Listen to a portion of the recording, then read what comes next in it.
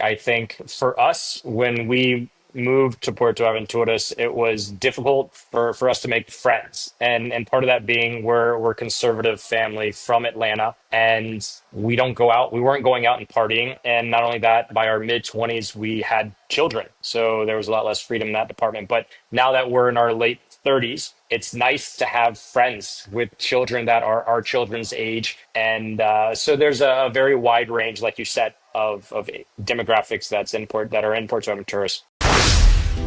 Welcome to the Retirement in Mexico podcast, your guide to a life of sun, sand, and possibility. If you've ever dreamed of spending your golden years under the warm Mexican sun, surrounded by breathtaking beaches, rich culture, and an exciting community, you're in the right place. We're here to guide you every step of the way with expert insights, inspiring stories, and everything you need to know to make your move with confidence. The best chapter of your life is yours to create. Let's do this. Hey, Andrew, good morning. Thank you so much for joining us on the podcast today. Good morning, Taniel. Thanks so much for having me. So, Andrew, before we start, why don't you tell our audience where you're from and how you wound up in Mexico? Sure. So my name is Andrew Schisler. I was born and raised in Atlanta, Georgia, United States of America.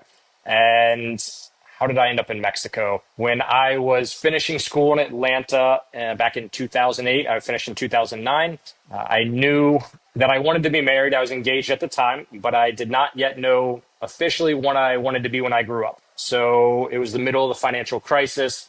A lot of my friends who were also transitioning into the professional world, they were having trouble finding work. My fiance at the time, she's in education. That's her profession. And so we said, hey, maybe we'll find a teach abroad program somewhere. Let's escape for a couple of years, see what we're going to do. And during that time, I'd been working with my father-in-law. He does commercial real estate, land rezoning entitlement in Atlanta. So I knew I kind of had a liking for real estate. But anyways, we said, let's get out of town for a little bit and see how that goes. So her family has been traveling here to the Riviera Maya for, at this point, 40 years and even more. And so my wife and my father-in-law, they came down and actually found what is called Colegio Puerto Aventuras. It's an international school in the community where we live. And they were looking for 2 native English speakers and to teach. So we said, okay. I got married in May of 2009. And we moved here and I finished school in July of that year. So all that happened very quickly. And that what very much started as an experiment turned into me being done in the classroom I was in there for 2 years, but halfway through our second year, we were both expecting our first son, Clayton, and it was time for me to start transitioning into real estate. I had met the owner of the company that I worked for a long time, and I made that transition going on 15 years ago now. So that's how we ended up in Mexico. And again, as what started very much as an experiment is turned into lifestyle, career, still married, and we now have a second son. The one's turning 14 tomorrow, and the other one is 10. So this is home. So both of them were born in Puerto Aventuras. Playa del Carmen, which Playa is del Carmen. just 15 minutes up the street. But yeah, they're playa babies. We call them our anchor babies, and we call them Gringo Mayas because they're very much Gringo looking. But we have our Mayan culture here, so we stick with that. In Puerto Vallarta, we call them patas saladas. Okay, gotcha. I like that. So you guys went to the Riviera Maya just as an experiment for a couple of years. So when you guys decided to move, you didn't think about exploring other parts of Mexico, or you just felt like this is our home and we're good here? Well, the impact or the influence of my in-laws having traveled here for so long already, there's opportunities that I'm still upset with my father-in-law for not having taken advantage of, like blocks of Fifth Avenue selling for $30,000 back in the 90s. So this was the area that we kind of already had that focus on versus other parts of Mexico. The other weighing factor is being from Atlanta, it's a 2-hour flight to Cancun. So I know that if something were to happen to either one of our parents, we could be back in their house, even with airport times, in about 4 or 5 hours. I say that my in-laws actually live here now. They moved down in 2018, so they're super close. Okay. So people that don't know where Puerto Aventuras is, can you describe us its location? Sure. So relatively to Playa del Carmen's 15, 20 minutes south. From the Cancun airport, it's right at an hour. And since they've opened up the Tulum International Airport, it's actually just about an hour north of Tulum. Tulum's airport, it's about 30 minutes north of Tulum. Are there any direct flights from Mexico City to Tulum? Yes, every day. Wow, Yep. okay. And obviously Cancun as well. And Atlanta, Tulum to Atlanta happens every day as well. I was just in Playa del Carmen in May. I filmed for House Hunters International there, so I had to fly from Mexico City, well, from Puerto Vallarta, Mexico City to Cancun. So, and then from there, I just drove about 45 minutes. So you're another like 15, 20 minutes south of Playa Yeah, del and Carmen. if you have a red-eye flight, you can get there a little bit quicker, Okay. depending upon your velocity. But yeah, it's right at an hour. So, what would you say the differences are between Tulum, Playa del Carmen, and Puerto Aventura? What makes Puerto Aventura special and different? So Puerto Aventuras is a master plan gated community, and it's not new. If anything, it's very established. So I think we just turned 35 years old on the community. So it's been around for a while. There's a gentleman named Roman Torre who is his family is a group of developers, and they've done other projects throughout Mexico. And he came to the coast and acquired about 800 acres of land and created Puerto Aventuras. So what is very unique about it within the area is one, it's gated. Two, it has a marina. It's the only full service marina south of Cancun, all the way going down to Chetumal. So on the southern, the border with Belize. Hmm. And there's a little 9-hole golf course in there. Now we have a pitch and putt 9-holer. It's basically the perfect little town that to this point, at least in my life, I haven't found too many other little tiny towns with the same type of security, but freedom that families are able to have in our area. Well, speaking of families, what are the schools there like for There, let's say for expats that are moving down there with their kids who don't speak any Spanish? Are there bilingual schools there? yes. So right in Puerto Aventuras, you have Colegio Puerto Aventuras, and they run classes from kinder, from playgroup, basically 2, 3-year-olds, all the way through high school graduation. If you were to show up and not have any Spanish at all, they do have tutors within the school that help you transition into the courses. And then through elementary school, they have English and Spanish, like half your day and half your day. And then once you get into middle school and high school, it just depends on the subject as to what language it's in. So it really does churn out really solid, educated, bilingual children. So for a lot of people that are moving there now, what would you say some of the challenges that they're facing? One would be, I think the first one would be slowing down to the Mexican pace of life. I think many people who are coming here are escaping big cities and that pace, but this is like slamming on your brakes from 100 miles per hour to 5 miles per hour. And that's part of it. It takes time to get used to it. And some people bang their heads against the wall and try to change things. And unfortunately, I'm sure you guys see it over on the West Coast too. It's just not able to do. It's part of the culture here. Yeah, especially I think when you're moving to a beach resort town, just a lifestyle living along the coastline is a bit more relaxed and chill. I think if you move to Mexico City, Guadalajara, or Monterrey, where it's a more fast-paced city like Los Angeles and New York, it's going to be a little bit different. So yeah, I agree with you. I think whenever you're moving along the coastline in Mexico, the pace is a lot slower, so don't anticipate everybody moving at your speed. Exactly. And it's not to say that there's a mañana mentality with everybody, but it exists for sure. So it's all about finding the right people that you want either to provide a service for you or that you want to work with. So besides families that are moving there, are you seeing any other age demographics? Specifically with Puerto Aventuras, there's always been the retiree crowd. Hmm. And a perfect way to encapsulate this is until, let's say, COVID, it was called Puerto Muerto or Muerto Aventuras.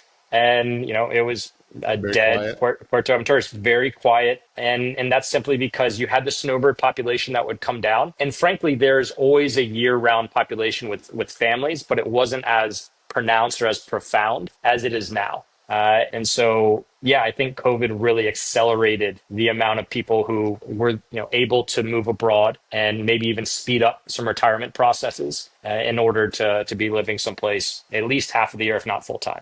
What I've noticed in Puerto Vallarta, and I've been selling real estate here since 2006, And when I first started, the bulk of my clients, buyers, were American and Canadian baby boomers. But now we're seeing Gen X. The Gen X is now the same age group that the baby boomers were when I started real estate. But so they're like in their 50s and older. But now I'm also, since the pandemic, like you pointed out, I'm also seeing a lot of younger people moving here, as young as 35, 40 years old. Some of them are digital nomads that are working remotely. And one of the nice things about living in Mexico is you're pretty much in the same time zone as the United States. Are you seeing younger people moving there now as well? We are. And again, especially since the pandemic, I think for us, when we moved to Puerto Aventuras, it was difficult for us to make friends. And part of that being we're a conservative family from Atlanta and we don't go out. We weren't going out and partying. And not only that, by our mid 20s, we had children. So there was a lot less freedom in that department. But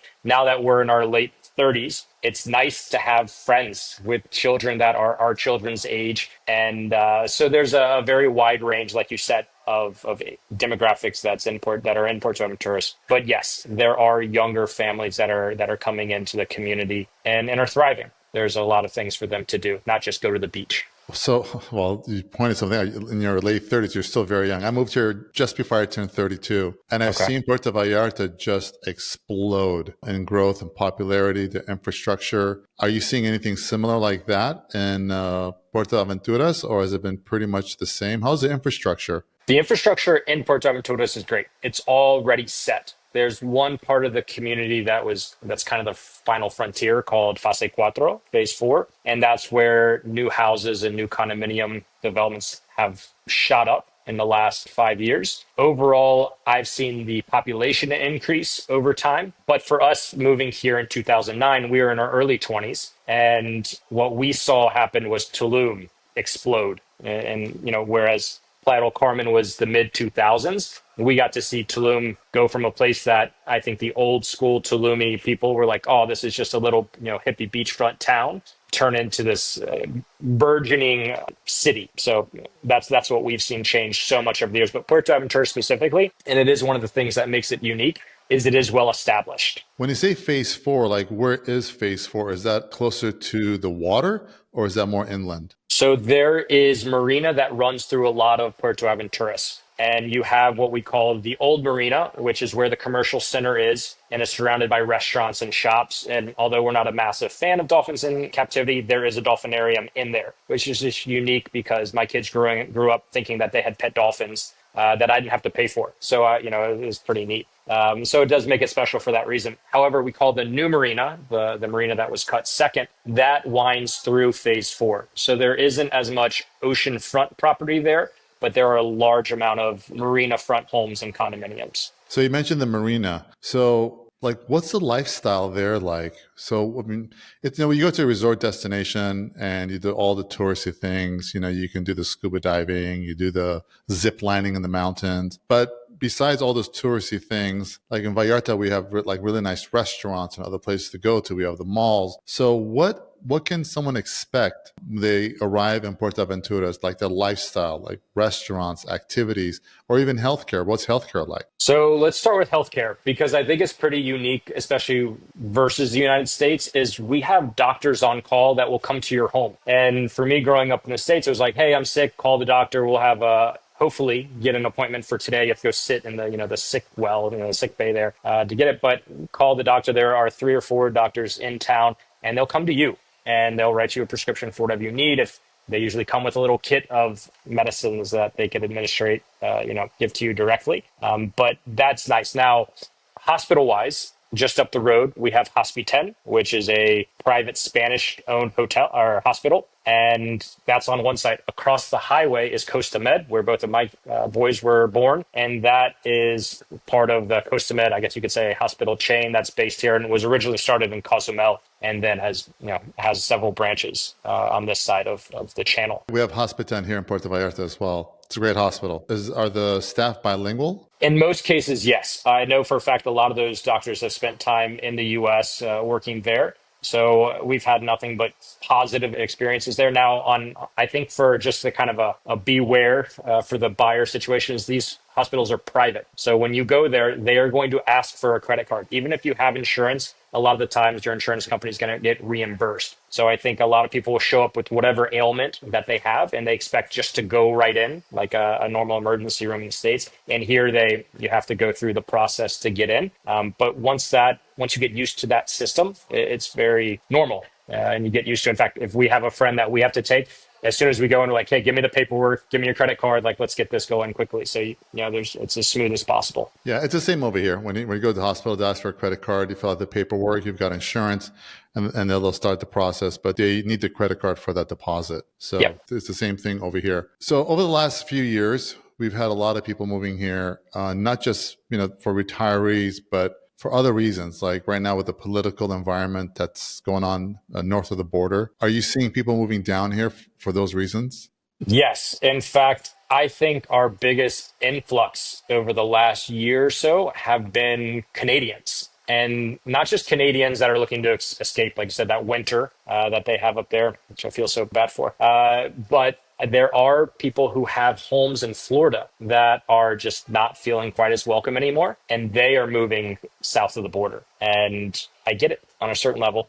Being an American, I'm all about hospitality and welcoming people. However, if people aren't feeling that way, and Americans obviously as well, they're moving south of the border again. But yeah, I think we've seen a lot of Canadians that with the political issues in the US, there's also the political issues that they have with Canada. And those people are also coming down. Well, I have some Canadian friends in Palm Springs, and they're selling their property because of what's happening right now with the political arena in the States. And they're planning on taking that money and coming down to Mexico and buying a place down here. So, that's just kind of the world we live in right now, I guess, right? So real estate. Let's talk about real estate. People want to know how much the properties cost. So in Puerto Vallarta, we're primarily a condominium market. What's the real estate market like? In Puerto Aventuras, are you primarily condominiums, houses? Do you guys have high rises? Because I think there are restrictions in Playa del Carmen. I think it'd be like 4 or 5 stories. So what's that like in Puerto Aventuras? So versus Playa del Carmen, like you mentioned, they can now go up to 8 levels. 8, okay. Yes, and in Cancun, they can go up to 20. I was just on the 18th floor of a building in Cancun on the beach in Puerto Cancun 2 weekends ago. I almost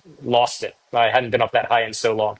Puerto Aventuras is so much different. You can go up to 4 stories plus a rooftop. So it's very low rise and primarily low density. But within the community, there are homes and then there are condominiums. So there's a nice mix of them. And there's even some mixed use spaces with the commercial center where you have commercial downstairs and then residential above. In fact, those are the oldest properties that exist in the town. So let's talk about neighborhoods and prices. So can you describe to me some of the neighborhoods in Puerto? Do you specialize primarily in Puerto Aventuras real estate? That's your market? Having done real estate, or having worked in real estate for about 15 years now, I've done deals Cancun all the way down to, like I said, the Belize border in Chetumal. So we have a wide range of experience. However, living in Puerto Aventuras, it's really easy for me to be passionate about it because I live there, and I do believe that it is like a gym within, I think, the whole world. So I end up doing a few deals there a year just because somebody's looking for community and a safe place, or they have kids. And even if they've come to the area, a lot of times they've been to Puerto Aventuras without having known it. And they'll say, oh, yeah, I've been traveling to the Riviera Maya for years. Like, well, did you ever go on a sailing excursion or a booze cruise or anything like that, or fishing charter? And they'll say, yeah. I was like, did you leave through this community where you went through a marina? Yeah. I was like, you went to Puerto Aventuras and you didn't even know it. But they were on a van. They shuttled them in and out. But anyways, within the community, I would say it first starts with Gulf front condominiums and homes. And you can find a Gulf front condominium for around $200,000, and they start there and will go up to, depending upon the size of it, maybe $400,000 in that range. So what do you get for $200,000? There are some 1 bedrooms that are right in that range, maybe a little bit below, and then they start going up to condominiums, 2 bedrooms, and there aren't as many larger condominiums in the golf course. But there's the way that the terrain goes is there's a road that goes around the back side of Puerto Aventuras from the entrance around. It's a rectangular development. And those condominiums at the back are, I would say, the least expensive. And those are the ones that are going to start right around that $200,000 range. And how close is the golf course to the water? Everything's about a 5-minute golf cart ride from the beach. That's the best way to put it. Unless you're going Yeah. end to end, everything's about 5 minutes to the water. I mean, are there any ocean views from the golf course? Did you From a find that the couple of way? the rooftops, there's a line, but it's not something I would write home about. And you mentioned that on the West Coast, which we do spend a lot of time in Oaxaca, we surf. So, and my son's been to San Pancho, where you guys have been, and Yeah. Sayulita, I was and those just there. areas. Yeah. Yeah, and so I didn't go on that trip. It was for nationals for Mexico. However, you guys have topography over there, Yes. whereas with Puerto Aventuras, we have a little bit towards the back end of the community, but primarily everything's flat, so you don't get those big views. So you could get a line of ocean from that back row, but primarily you're going to be looking at Do you guys have condos along the water over there? on the ocean itself in Puerto Aventuras. There are condominiums as well as homes. Okay. The oceanfront homes are the most expensive inventory that I would say we have in the area, and those will start at around 2 million and go up to the last ocean on the beachfront row. I would put it about 6 or 7 million. Okay. And like a 2-bedroom condominium, what does that start at? On the beach, it's now pushing about 650. Okay. All right. Yeah. And that's around what, 1,500 square feet? Yep, 1,500 square feet. And some have, depending upon the development, some will have more expansive views than others, but you're getting a waterfront view for sure.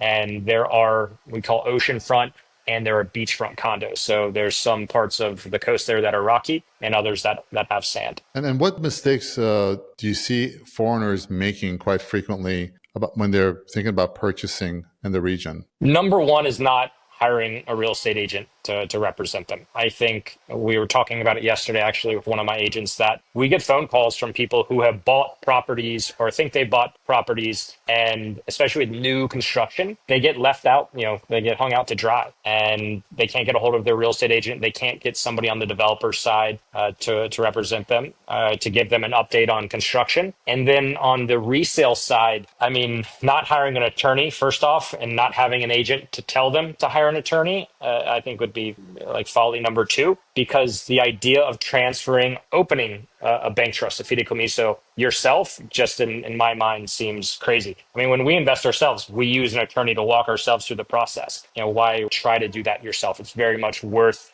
the money that you spend to make sure that the due diligence is done properly. Yes. I mean, you never know what the history of that property looks like, and you want to be sure that it's in your name and free of all liens and encumbrances by the time it gets there. Your retirement in Mexico starts right here, and we're excited to be part of your journey. Every episode, we bring you the magic of Mexico, insider tips, and expert advice to help you take that next big step with confidence. Don't forget to subscribe and leave a rating and review on Apple Podcasts. It helps others like you discover the endless possibilities waiting south of the border. Got a topic you'd like for us to cover? We'd love to hear from you. Send your suggestions to info@tanielchemsian.com. And remember, a life well lived isn't left to chance. It's created with intention. See you next time.